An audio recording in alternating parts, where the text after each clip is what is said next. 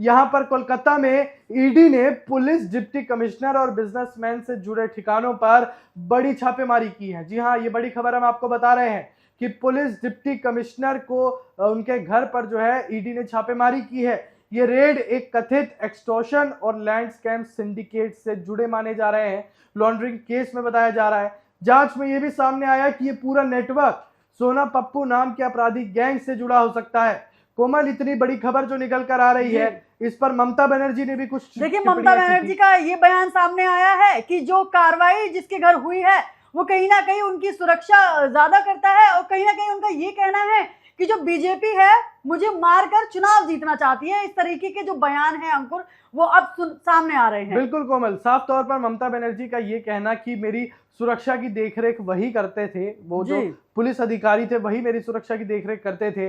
अब बीजेपी ने उनको भी अरेस्ट करवा लिया, बीजेपी उनके खिलाफ भी चाल चल रही है। तो बीजेपी ये चाहती है कि मेरी सुरक्षा में जो है कोई भेद आ जाए और मुझे मार दिया जाए। देखिए अंकुर, कहीं ना कहीं टीएमसी को यही लग रहा है कि ये जो कुछ भी हो रहा है वो सब बीजेपी की एक सोची समझी साजिश है या बीजेपी की एक सोची समझी रणनीति है। बिल्कुल कोमल, यहाँ पर ईडी की कार्रवाई ऐसे समय में हुई है जब बंगाल में चुनावी माहौल पूरी तरह गर्म है। सबको पता है कि पश्चिम बंगाल में टीएमसी वर्सेस बीजेपी की जंग और ज्यादा मतलब आक्रामक होती जा रही है, दिन पर दिन आक्रामक होती जा रही है। कभी कोई मुद्दा निकल कर आता है, कभी एसआईआर, कभी इलेक्शन कमीशन, कभी खान पान, कभी सीआरपीएफ, कभी तृणमूल रहा तो फिर मिलेंगे। और अब ये कहीं ना कहीं ये साफ तौर पर जाहिर करता है, साफ तौर पर साबित करता है कि ये जो मुद्दा है ये सबसे ज्यादा गरमाया हुआ है। यहाँ पर ईडी की ये रेड कुछ भी कर सकती है। हमने दर्शकों पहले भी बोला था कि बंगाल एक ऐसा राज्य है, बंगाल का चुनाव एक ऐसा चुनाव है जहां कभी भी कुछ भी हो सकता है, कभी भी सत्ता पलट सकती है, कभी भी कुर्सियां पलट सकती है। तो अभी ये नहीं कहा जा सकता कि टीएमसी का दबदबा कायम है, टीएमसी की कुर्सी जो बनी हुई है वो बनी रहेगी, या फिर बीजेपी इस वक्त कुर्सी छीन लेगी। साफ तौर पर कोमल, ममता बनर्जी ने महिला आरक्षण बिल को लेकर प्रधानमंत्री मोदी पर तो सीधा राजनीतिक हमला बोला ही है। वहीं ममता का यह भी आरोप है कि महिला सशक्तिकरण को बीजेपी सरकार राजनीतिक फायदे के लिए इस्तेमाल कर रही है। क्यों कोमल? देखिए, लगातार टीएमसी लगातार बीजेपी पर हमलावार है, और वहीं मैं आपको बता दूं कि बीजेपी भी अगर आरोप प्रत्यारोप कर रही है तो वो कहीं ना कहीं बंगाल में चुनावी रैलियां भी कर रही है। आज प्रधानमंत्री नरेंद्र मोदी बंगाल में 4 जनसभाएं करेंगे। अंकुर, ये एक बहुत बड़ा जो है देखने को मिल रहा है कि आज प्रधानमंत्री नरेंद्र मोदी बंगाल में जनसभाएं करेंगे, और जो बीजेपी के जो जितने भी नेता हैं वो सब बंगाल में जो है वो जनसभाएं करते नजर आ रहे हैं। कहीं ना कहीं वो इस बार जो उनके लिए बंगाल चुनाव है वो काफी ज्यादा महत्वपूर्ण होता हुआ दिख रहा है।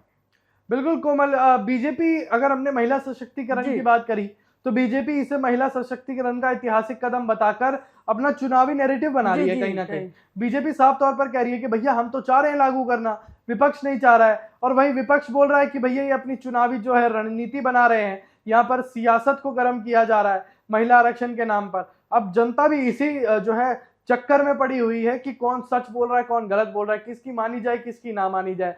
क्योंकि साफ तौर पर यहाँ पर टीएमसी जो है, अब आप सोचिए कोमल कि ममता बनर्जी कभी बोलती है कि सीआरपीएफ आपके दुश्मन है, ममता बनर्जी बोलती है कि इलेक्शन कमीशन बीजेपी के साथ काम कर रहा है, ममता बनर्जी कभी कभार बोलती है कि तृणमूल रहा तो फिर मिलेंगे। ये घबराहट भी दिखा रहा है, ये चुनौती भी दिखा रहा है, ये कहीं ना कहीं एक तरीके से कॉन्फिडेंस भी दिखा रहा है। तो ममता बनर्जी तीनों तरफ से घिरी हुई है। ममता बनर्जी को कभी लगता होगा कि भैया जीतूंगी तो मैं ही, कभी लगता होगा कि नहीं जीत पाई तो क्या होगा, कभी लगता होगा कि जीत ही नहीं सकती।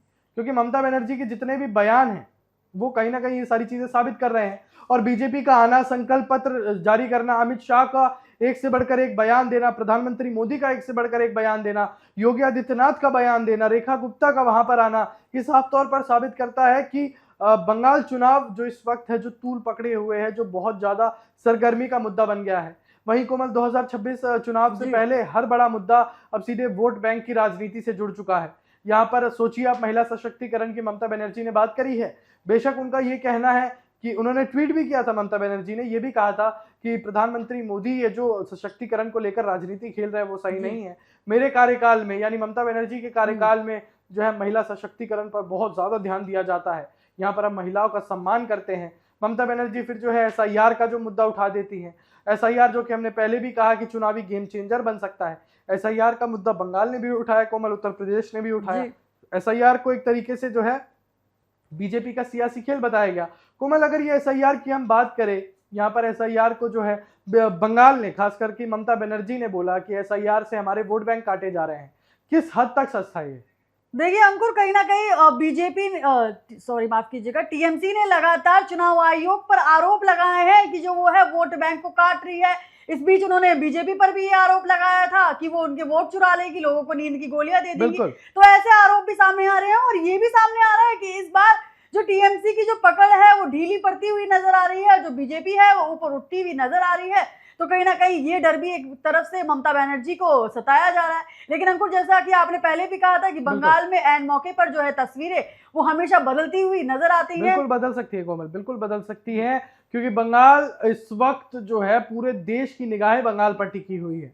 बंगाल चुनाव में कुछ भी हो सकता है दर्शकों। तो इस खबर में हमने यही समझा कि ईडी की रेड किस तरीके से चुनावी रणनीति पर जो है असर डाल रही है, ममता बनर्जी का बयान किस तरीके से चुनावी रणनीति पर असर डाल रहा है। इस वक्त सारी चीजें बंगाल में उथल पुथल हो रखी